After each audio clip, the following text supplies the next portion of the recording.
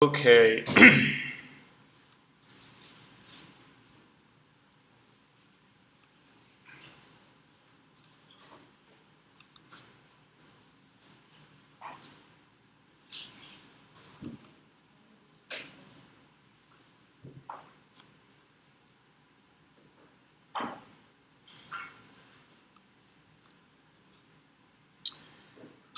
So there is a trick to doing, to actually having your custom profiles embed in your Photoshop file independent of your own computer. So this is a little bit confusing, so I need to make sure everybody understands this part. If you're working on your computer and you build a custom profile and it goes into the camera profiles of your computer, as long as you're working on your computer, those things will always automatically have access to them, right? And so when you build your file, you open up your CR2 file and your RAW file or your NEF file, and you actually start working on it. That profile will always be available to you. And the minute you actually go through Camera Raw and you save it, that profile is saved inside your Photoshop file along with the raw data in your smart object. Does that make sense to everyone? But you run into a problem when you actually then take that Photoshop file to another computer. So for instance, when I was looking at your all's files on my computer, your custom profile that's sitting in your camera profile folder in your system is not on my system. And this is what happens. You'll see this.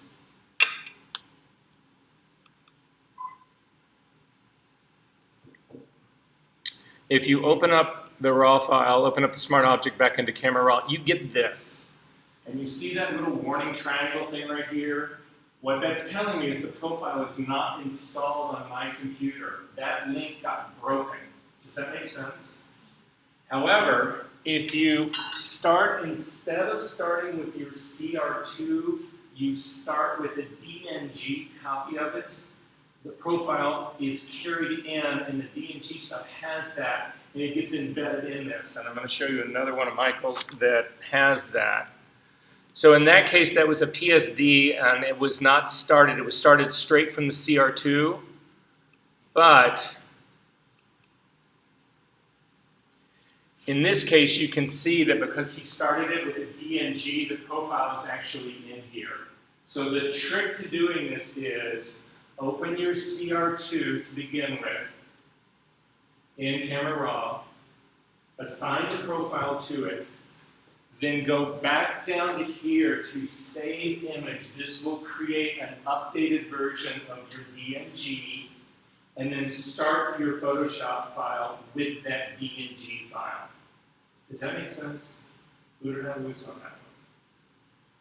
So then you can throw the DNG away. It's done its work, but it's just the idea that you start your Photoshop file or your TIFF file, whatever's going to be your final file, you start it with a DNG that already has the profile assigned to it, and that will load it into your Photoshop file, and you will have it no matter what machine you go on. Now, as long as you're only working on your machine, you don't need to worry about any of this. It doesn't matter what you start from because those profiles are always there and available to you. And so you don't ever work on another machine. This is really something you don't necessarily need to worry about, but if you do, yes.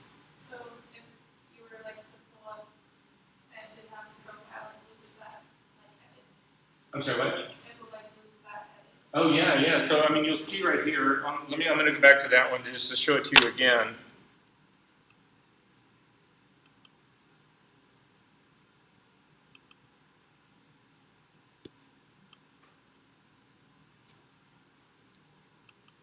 So you not only get this warning, but if you hover over it, it actually says the profile is not installed, the rendering is incorrect.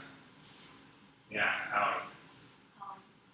What about like when you finish editing a photo and send it to the save file, you open it on like the computer like in the lab and to again, if you started it from a DNG that had the profile in it, if you use that as your raw source, it'll be in there. But if I like didn't do that, If you didn't do it, then it's going to go back to the default of what Adobe thinks you're supposed to have, which is going to be Adobe Color or Adobe whatever. It's not. Again, it's just the difference, and you're not going to have your custom profile any longer. But that, in my opinion, is a problem. Yes. So you save. Here, we're gonna do it. Let's just do it. Let's just do it. Let's just do it. Let's just make this easy. We'll just do it, okay? Because you guys all have a custom profile, even though it may be the wrong one.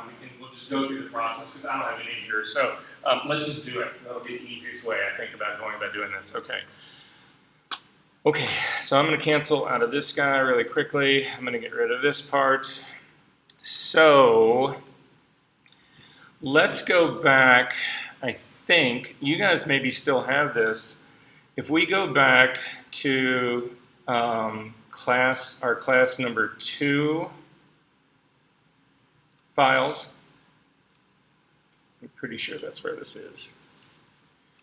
Do you still have the the one that we did the initial profile for? You guys still have that? And there's a good chance you probably have that custom profile. This is the one that we built the very first time I showed you this. And if it's not, if we load the wrong profile, guys, it's not going to be the end of the world. Don't worry, we're just going to go through the steps of it, right? But obviously, you would want to use the profile that we built from this shooting, right? Okay, so I'm going to double-click the CR2 file, and it opens up in here. And then again, I'm going to go to my browser, and I'm going to go down to Profiles and find the profile that I built for this guy. And I actually do have the set that sits right here. So I'm going to go ahead and load that profile and then close this window. And you can see it's loaded right up in here. So it's this Fashion 01, blah, blah, blah. This is the one that it actually is. So at this stage of the game, I want to save this image. And it's going to, again, give me that dialog box that's going to offer to make a DNG for me. So I go ahead and save this. And then I can just say done out of here or cancel either one. It doesn't matter. I'm just going to say done. And then I'm going to go back to that very same folder. And you can see I've got the DNG is sitting right here. Make sense? This is now what I start my Photoshop file from. So I brought it into here. I open this as an object.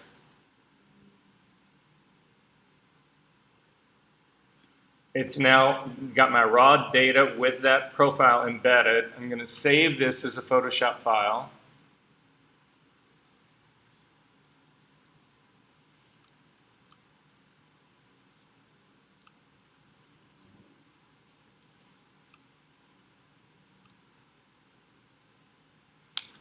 Then I can close this guy up. To make sure this is going to work, I'm totally flying without a net right now.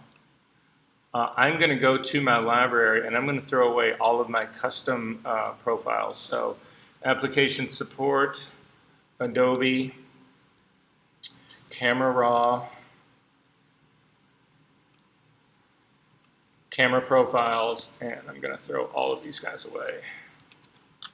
So they no longer exist for me right now. So if this trick works, then hopefully when I open this back up,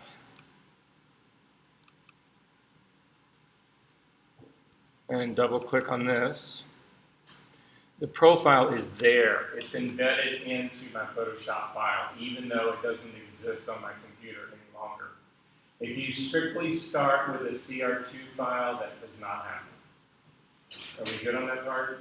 I realize I don't know what the answer to this really is. I think Adobe can make things a little bit more elegant. You have no idea how long it took me to actually figure this out.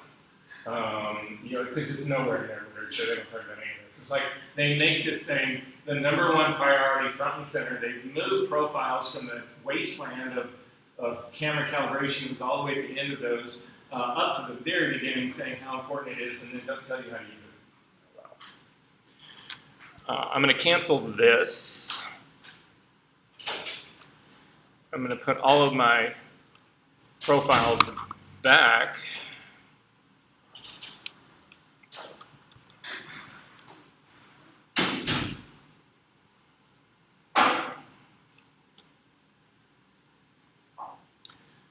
Okay, so with that said, so that's one of the ones that I wanted you guys to take a quick look at.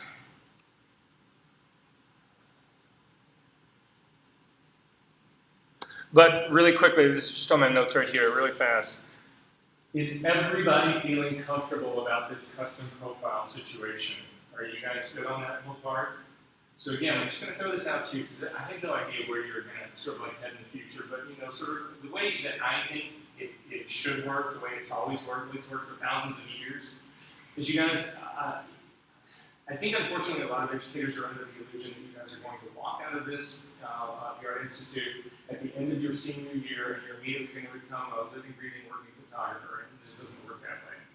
It takes time, right? And so most of you, hopefully, will get a job connected with some artist studio, something doing the kind of work that you actually like to do, and you'll start to function as an assistant, hopefully not as an unpaid intern, but as an assistant who's actually making money. Maybe he's a digital tech, maybe he's a retoucher, maybe he's in some capacity, whatever.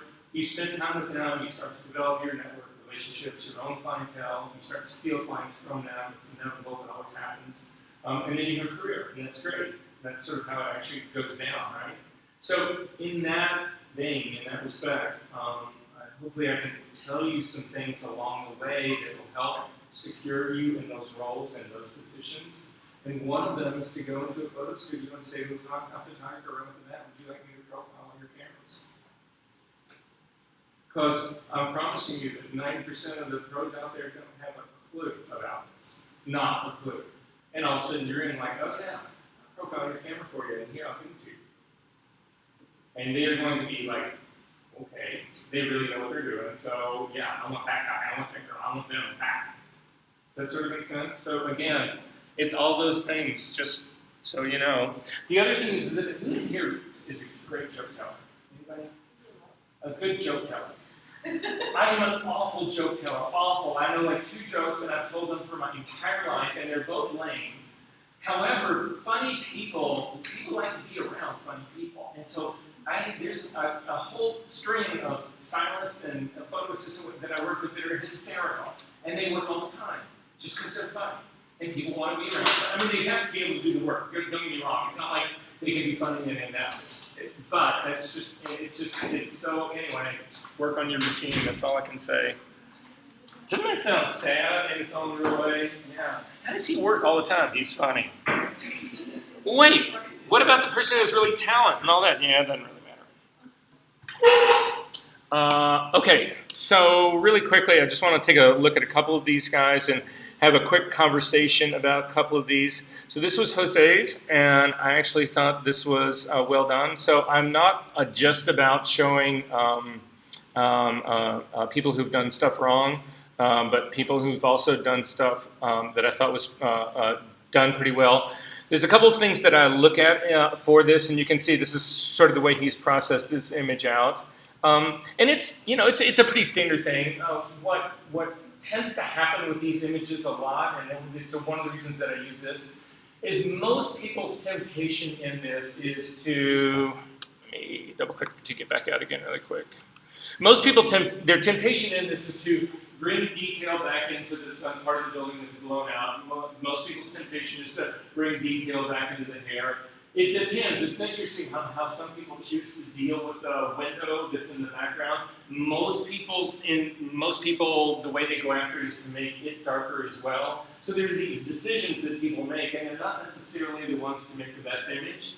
So one of the challenges that I present in this, or that I feel in this, is that I'm not so concerned, and you should just know this about me. I do like the idea that there is some detail in this, but it doesn't need to be really brought back down. I guess this is the point that I'm saying, is that everybody tends to have this flight to the midtones. They tend to take things that are too hot and make them darker, and they take things that are too dark and they make them lighter, and it's always pushing this stuff towards the middle ground, and that's not necessarily the most dynamic image that you can actually make. So for me, I maybe would bring this down a little bit. I don't really care that much about it, but it's always interesting the way people deal with this background. Because this girl is in such dark outfit, I've actually taken this background and almost made it white. She pops. She comes up off it. She's got this dark outfit. For the people who actually make this thing darker, you can see that she starts to actually blend into this background. And if that's your intention, that's fine. It's just to be conscious that you are developing this for a reason, and it's not just a flight to the middle. Does that sort of make sense?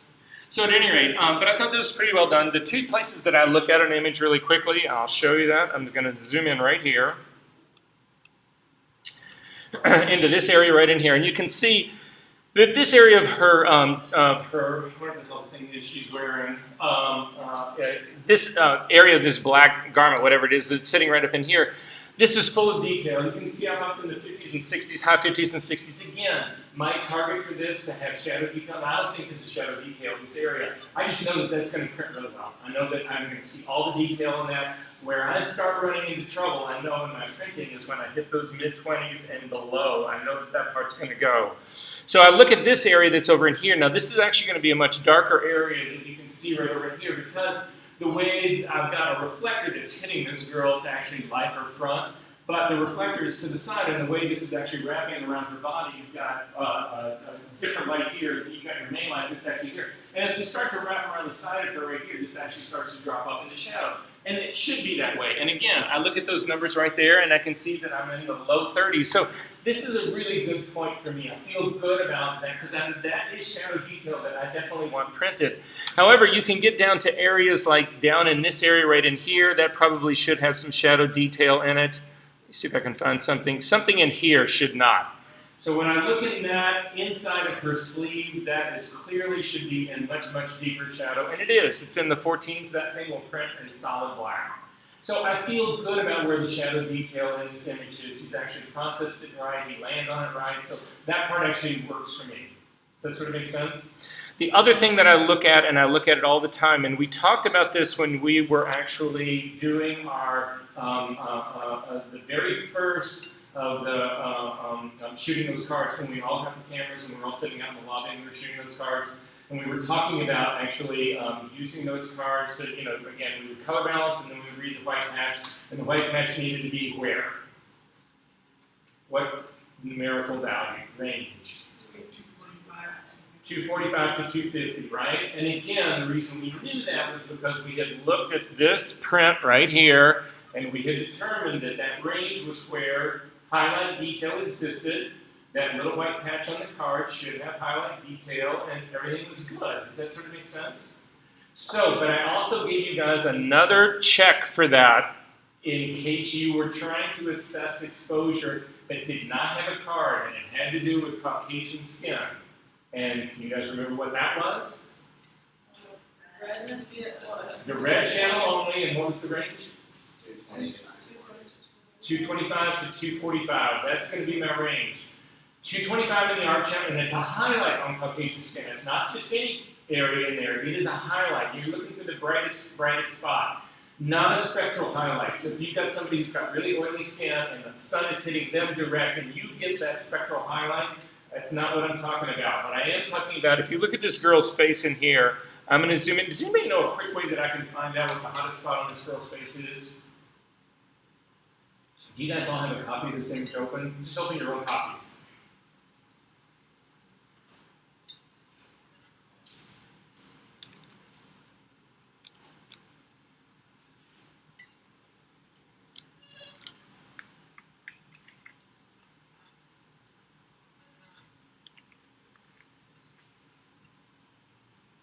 Good.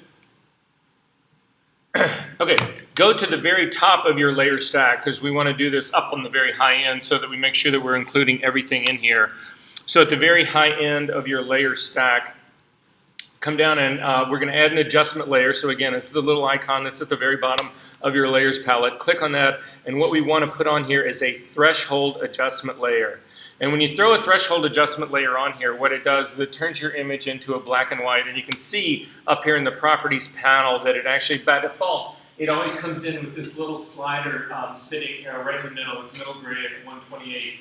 And what this thing will do is, what it's saying right now is it's looking at this image and it's saying, everything in this image that is above 128 in value, we're going to make white, and everything that is below it, we're going to make black. So it just shows you where those ranges are. If you grab this little slider and drag it all the way up to the top, we're looking to get it up to the very end. So I'm looking to see at what point I start to lose all the detail. And you can see that it's this area right in here. This is going to be the highlight that's on her skin. That's where it is. It's this area right here. So having done that, you can actually then grab your color picker. Again, the eyedropper that's got the little, what the hell would you call that thing? The little star icon point thing thingy. Say what? A reticle, like a target. Yeah, okay, all right. Yeah, that. Anyway, pick this guy and come right over here and just drop a point right on that guy. And then you can throw your threshold away. You don't need it any longer. And this is now the highlight. This is the brightest spot of your skin. You can find the darkest parts the very same way. You just do it, you go in the opposite direction. Does that sort of make sense? All right, so with that being said, I've got a readout right here, and you can see that the R channel value in that readout is giving me a 233. That is exactly in the middle range of where it should be. So I know my highlights are correct. I know my shadows are correct. And so it's just a quick way, again, I know that it's a numerical way, but trust me on this. If you get really good at this, you zoom in on this stuff really quickly right away, whatever, you'll spot if there's problems. There's one other thing that I'm going to show you guys right now, and this is a little bit ahead of the game, but it has to do with color correction because this is another one that people struggle with all the time, but since we're here, it's easy to go through it, and so we might as well do it right now. How do you know if skin tones are correct color-wise, other than just looking at them? Well, I'm going to give you the ratios that you should have. So this actually comes from the thing that I'm going to show right now. It comes from the people who used to do, not used to, still do drum scanning. People who do drum scanning only work in CMY. They don't work in RGB. It's a completely different, again, you know, guys, the difference in this. I mean, it's a weird world to work in. Again, I've said this, I think, to you guys already before. Those people who do that, they're like witch doctors, voodoo people. It's like black magic. It really is. It's a deep, dark art. I know a little bit of it, but if you're really, really good at that stuff, it's insane what they can do. But here's the ratio that you're actually looking for Caucasian skin. This actually applies somewhat to African American skin as well. It's just that in African American skin, you're going to have a larger content of K. But what happens for Caucasian skin, what I would be looking at, and I would not be looking actually at this highlight right now. I'm going to move this highlight. As a matter of fact, I'm going to do a couple things here to show you how this part should actually be done. So I need to make sure that you are on the very top layer right here. If you don't do the top layer right here, when you do this next move, you can screw things up. Well, I'll show you what I mean by screw things up in just a second. But with the top layer selected, so everybody's got a version of this open, right? Okay, so with the top layer selected, hold down the Command key, the Option key, the Shift key, and hit the letter E. It stands for Engelhart. They named this after me. I'm really famous in the annals of Adobe. No. Yes. The Command key, the Option key, the Shift key, and the letter E. Is this really like combine all of them? So what this does is this does a merge stamp version up here on top of every file that was visible. So if you have something in here that's not visible, it does not get merged in here. Okay? But hit undo if you've actually done this. Command Z to undo that. I want you to select the bottom layer and do the exact same thing again. So come all the way down to the bottom and again do Command, Option, Shift, and the letter E. And you see what ends up happening is that it puts your merge stamp version inside the layer stack. Because all it does is it says, okay, I'm going to merge everything that's visible and put it on a layer right above what was active. And so in this case, it's actually down here, and that can really screw things up. To show you what that is even worse, take a look at this. You can Command Z to undo that. Let's go up to the very top and actually put a curve on this guy, and we're just going to put in a little bit of contrast. So I've got a curve. Actually, that's not where I want that. I want to do it on the very top. So go up to your very top layer, add a curve, put in a little bit of contrast. So I'm going to draw my shadows down, and I'm going to boost my highlights up, make it very sort of stylized kind of photograph. But then I'm going to come down again to my base layer, the one on the very bottom, and do that merge stamp. And if you hit Command, Option, Shift, and the letter E, it makes another copy, but then this gets hit with contrast twice because it merged that contrast layer that's all the way at the top. That was merged into my file. But now that contrast layer is sitting on top of that merged group, and it gets hit a second time. Does that make sense? That's why you don't ever want to do this down in your layer stack. You always want to do it from the very top. So if If I throw away that one that I merged down at the very bottom, go up to the curve that I've actually got sitting up here, make it active, and then do your Command Option Shift E.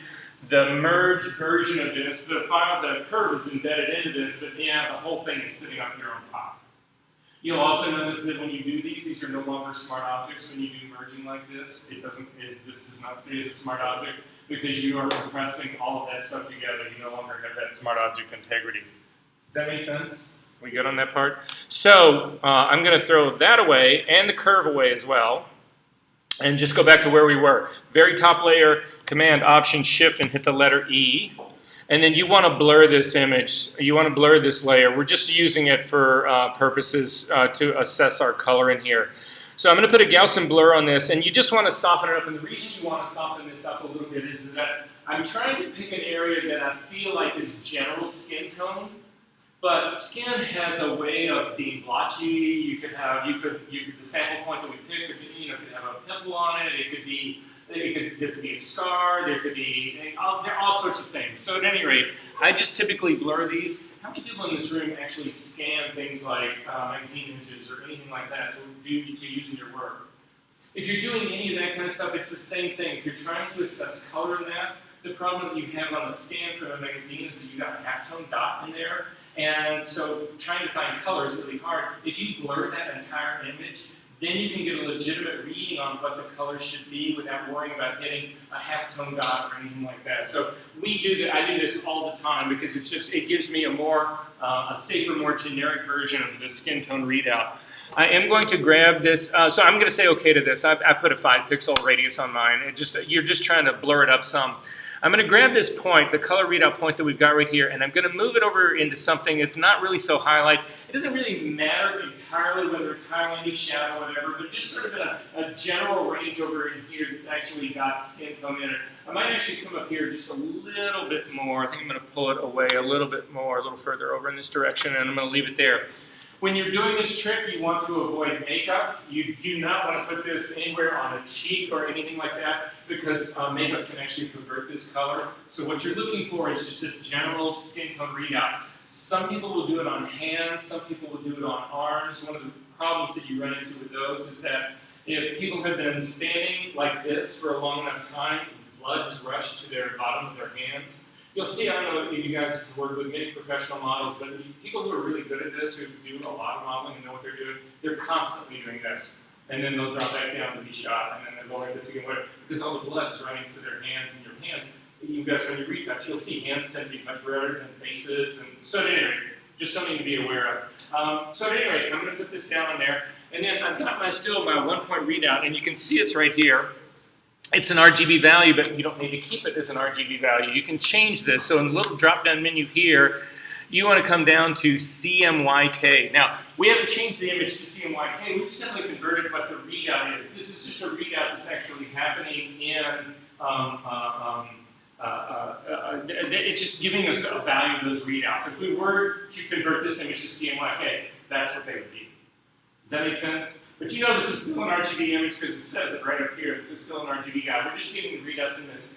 And the reason you do this is that you need the values that I'm going to give you here, the range that I'm going to give you here, the ratios that I'm going to give you here work in CMYK. They don't really work in RGB. The reason RGB is complicated to do this is that RGB, the K value matters in this. And you don't really have that equivalent in RGB. Make sense? So here is the trick, or here's the thing, and you should write this down. If you can commit things to memory, good for you. I can't. Well, eventually you can. But anyway. So I'm going to do your CMYK values, and this is the ratio that we're looking for right here. So in the case of Caucasian skin like this, you want K to equal 0. You don't want any K value in there. And you can see that there is 0 K in here. K is going to indicate in a Caucasian skin tone like this, dirty, muddy, red skin. Now, in the case of African American skin, this thing climbs considerably. But again, there's no real value that I can give you because you guys already know this. Whatever, there's very light African American skin, there's medium, there's very, very dark skin. That is all controlled by this level of K, and it's a huge range. So there's not really, I would love to give you some value for that. I can't. However, the CMYK ratios for African American skin are very similar to Caucasian skin. So this very same ratio part will apply.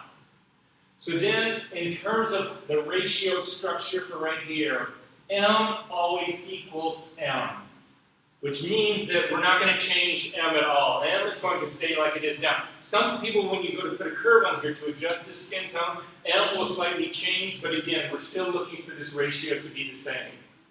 Okay? So then C equals 1/3 to 1/5 of M. And then finally, Y equals M. There's a range, M up to M plus 25% M. So we're going to do the math on this really quickly. Does that make sense what's going on? So in our case right here, this is our image over here. We're starting at K equals 0. It already equals 0, so that part's perfect. M equals 36. It equals itself. So then C in this equals 1/3 to 1/5. Well, if I divide 36 by 1/3, it's a range. It's from 12 to 5 into this. 5 into it is, I can't go 7? Yeah, roughly 7. So my range for C is somewhere between 7 and 12C. That's my range in there because it's 1/3 to 1/5 of M. Make sense?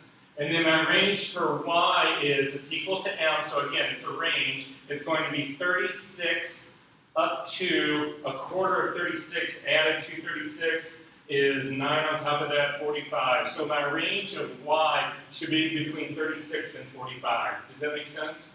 And it turns out that this image actually falls exactly into that range. So I don't need to really make any adjustment to this at all. Now, that doesn't mean that you could look at it and say, well, you know, I would like this a little bit warmer. You know, how much can you get away with? Well, we can actually bump that yellow up to 45. We'll see what it looks like. So, and I'm going to also tell you, there are times where you will go through and you will do this, and your image will look just awful. Don't use it when that happens. Don't sit there and say, God damn, I'm going to get that thing in that range, if it kills me, whatever, and it looks awful. A lot of times I'll actually get close to these numbers, and then I'll actually pull my opacity slider on the color correction curve down a little bit, and just think, oh, it's like, oh, okay, yeah, that looks a little bit better. Sort of makes sense? But we can try it here. So again, I would do this with this still blurry layer on here. I'd actually add a color curve to this on top.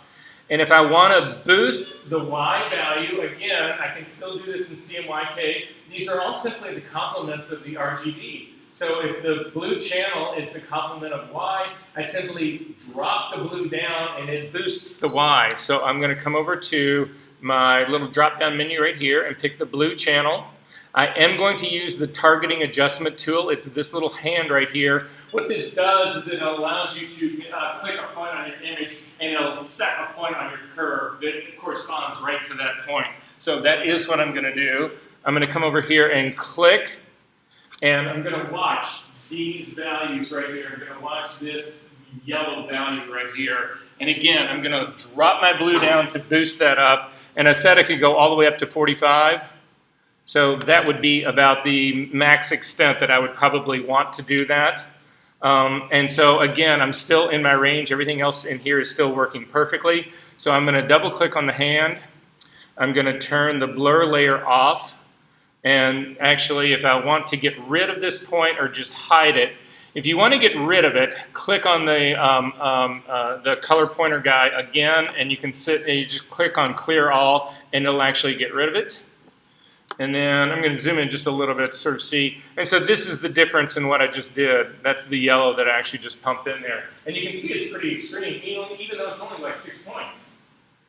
And that's one of the problems, and the reason that I go back to this a lot is that one of the problems are when you're doing color correction work, your impulse is to go much further than you really should be, and then things just go off the rails. Does that make sense? So then you say, well, yeah, okay, that looks a little too yellow, right? So again, this is what I said. You can simply come over to the opacity slider here. You can click on this and drop it down to like half of that, and that's half of it.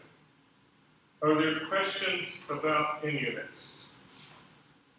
So what is the value you want to see in the Y itself? Like, are you looking at the percentage or the number behind it? Because I see, like, I have a number and then a percentage used Where? in my info tab, and I have CMYK open. Right. So in terms of those values we just got for the skin tone, Right. the percentage was the only thing I saw changing. Yeah, exactly, and that's exactly what you want to be changing. So when you're seeing percentage in there, what this really has to do, the CMYK readout, let me go back twice before I deleted that curve guy. Right here, these percentage readouts, these are both percentages. I was at 39%, I went to 45. What these are is the amount of coverage of ink. So you need, again, it's a little bit different than an RGB. RGB readouts you do on the scale of 0 to 255. But in ink, you do a range of 0 to 100% because you're talking about how much ink are you going to lay down on a piece of paper. And if you lay down the maximum amount of yellow ink, it's 100% ink. Does that sort of make sense? Yeah, so it is a percentage, and it's a little bit confusing, but we're going to use this over and over and over again, so I just wanted everybody to sort of be aware of it. Are there other questions about this?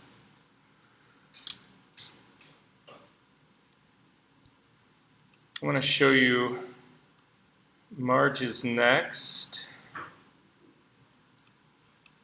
So Marge came to me and asked me something when she was turning this file in.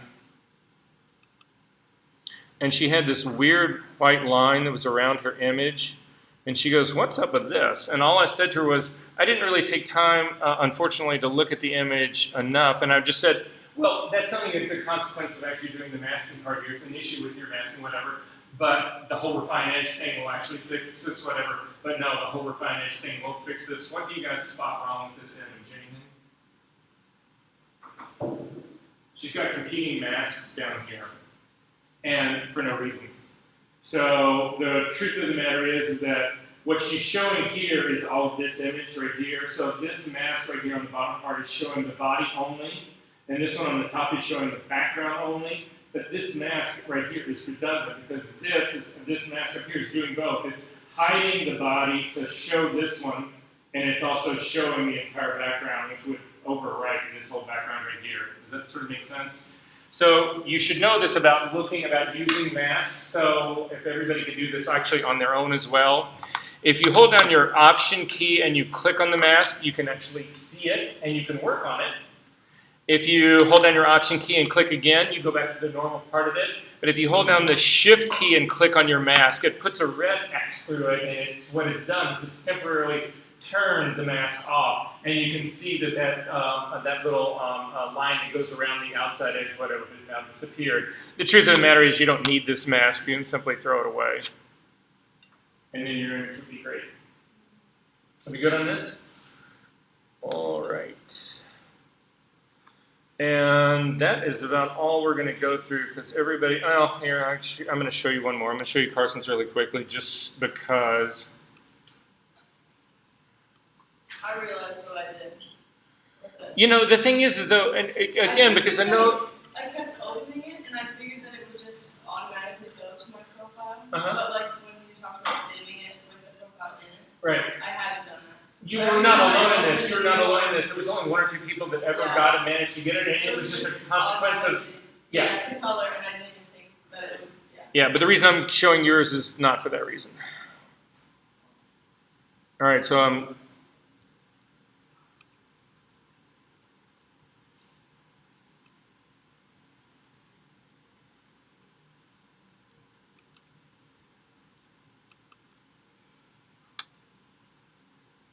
So again, I'm going to do the very same trick on this one. I'm going to simply do a merge stamp version. So Command, Option, Shift, hit the letter E. I am going to blur that guy just a second and get a little Gaussian blur on that. I am going to move up to here. I'm going to guess where that highlight is. It's going to be about the same spot. It's going to be somewhere right in here. I'm going to put my color sampler on that part right there. And again, I'm getting a readout now of a 211, and that's telling me in the red channel that this is underexposed. So for a quick fix for this one, again, I'm simply going to add a curve on this. Grab the targeting adjustment tool, click on this spot, and start to raise the entire thing up till I'm up in the 225. This would be the minimum part that I would actually think would work on this. I'm going to turn that off, turn this off, Get rid of that point, and this would be the difference. And I've just done it. That's how I would set the highlights. If I would also come into the shadows down in here, and I'm going to set another point right down in here where I believe shadow detail should really be. And I'm getting a readout down in here. This is in the 30s. I can actually drop this slightly down. It can be closer down into that, again, those sort of mid-20s. So getting closer-ish about there. So without knowing anything else, this is what I would have done to the image. And in all likelihood, this is also perverting, again, you're better off doing the developing and back into our raw file. That's where I would really go. I'd go back to the beginning, open this up, because you can do these same points in camera raw. It's no different. You can do the exact same shit there. I would go back in there because this is actually, it's a contrast curve on here, but this is also impacting the color. It's saturating the color. So to make this only impacting the tone and not the saturation, you again would change the blending mode of this from normal down to luminosity only. And then I would look at the color values of the, because I think the color's off a little bit on that guy as well. And we can see really quickly, it's sitting right up in here. Just change these to CMYK. It's up in the highlights. It gets me a little bit nervous, but you can see it's a little bit cyanic. It's, anyway. Yeah, the profile is totally off. Yeah. Which screws everything up. Yeah. All right, any questions about any of this? Are we good? All right. We can get rid of that part. Okay. All right, I'm going to stop the recording part right now because there's no real reason for you guys to have to listen to this part that we're going to go through right now. But what, again, I would like to talk about really quickly. Let me stop the recording.